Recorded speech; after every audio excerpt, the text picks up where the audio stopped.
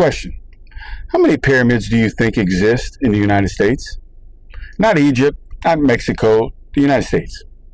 Now, if I told you that number was around 200, possibly more, would you believe me? Okay, well, what if I told you that some of these pyramids are located inside of the Grand Canyon? Roped off, restricted, hidden from public view under the excuse of safety and or sacred land. Would you believe me? Maybe start asking questions on why?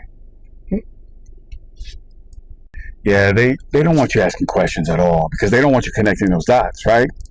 Think about it. The layout of ancient sites across this continent line up with the names, the geography. The story sounds a lot more like Egypt than just primitive times. You think?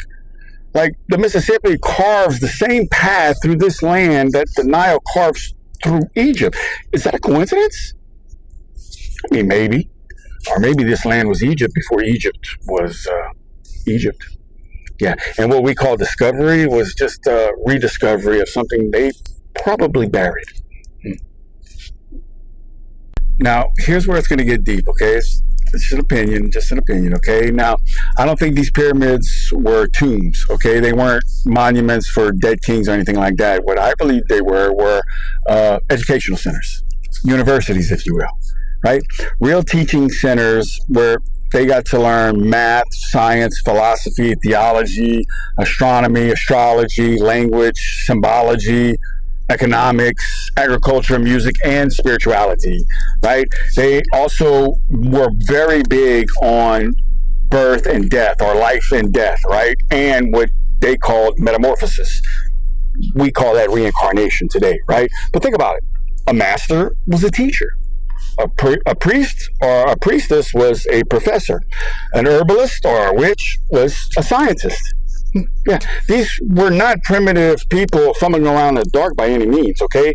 These people were working directly with the elements of the universe, building structures we can't even replicate with modern tools today. Yeah.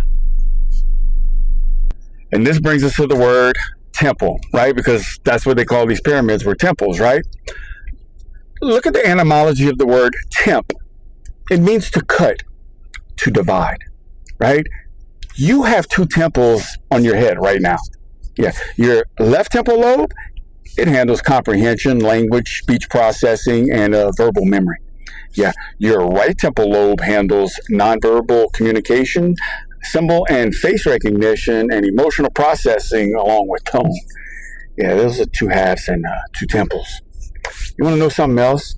These ancient teachers, they knew you had to activate both sides of the brain, both of your temples, in order to ever achieve real enlightenment. That's not by accident. That's a design. It's something to think about, right?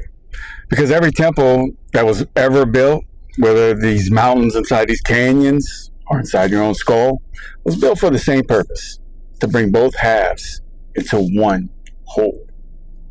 Logic and intuition, language and symbol, science and spirit. They were all never meant to be separated to begin with. And maybe that's the biggest thing that they took from us. Not just the history, but the wholeness of being together, united, right?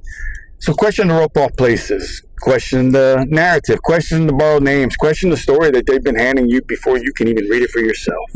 Because truth isn't something that anyone could just hand you on a plate. It's something you have to walk into together, right? The same way our ancestors did it, temple by temple, side by side. I love y'all. I'll see y'all on the next one. Later.